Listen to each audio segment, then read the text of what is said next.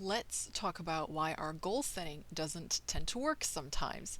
So, I'm really excited for the new year. I have a very good feeling about the year. I think a lot of things are going to change numerologically, astrologically. I'm just like down for change. I'm really ready for things to pop off and happen for the world and myself and everyone else. So, what I wanted to talk about today was one of the reasons why our New Year's resolutions don't work.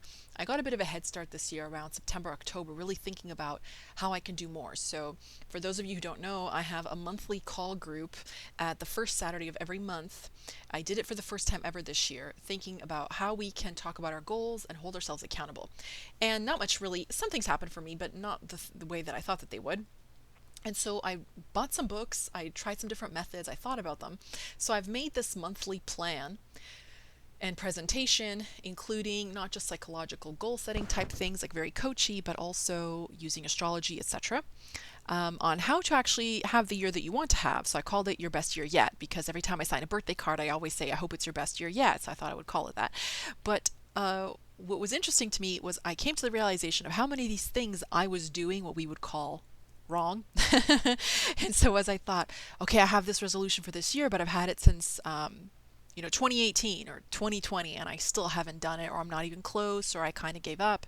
So what is the cause of all of this, and is there a way to get around it? And it turns out, yes, there are. Yes, there are. So what is it?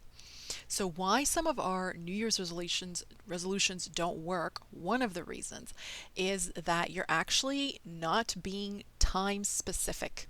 This seems super obvious and it's like about to, evoke an eye roll from someone listening, but it makes a lot of sense. So here's what I mean.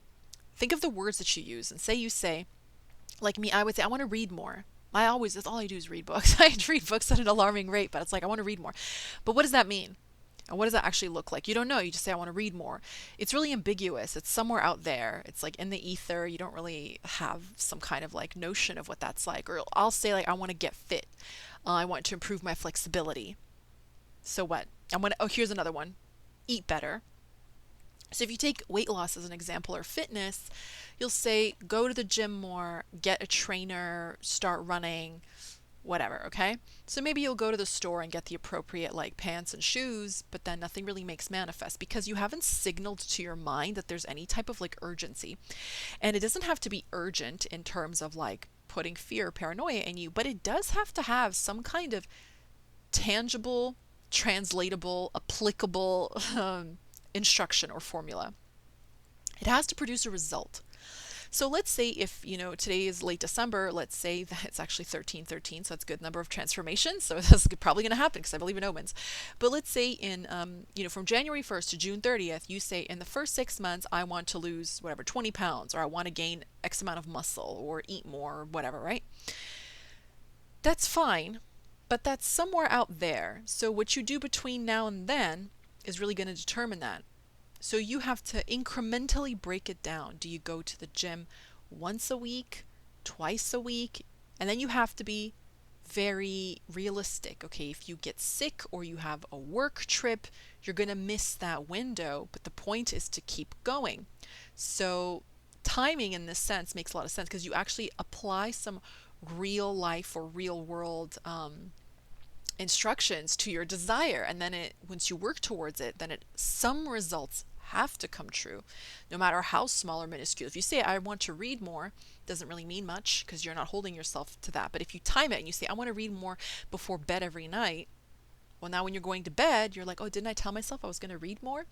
And so you're able to actually say at the end of that 6 month window, oh, I've read 3 months in the first half, 3 months. I read 3 books in the first half of the year. I read 6 books. I read 12 books, whatever it is, okay? So that's something interesting to think about because I feel like growing up, I never understood why adults were always like so hopped up on New Year's resolutions. And then they had this attitude about them, like the culture of New Year's resolutions was, oh, like I do it every year and every year I fail, every year I fail.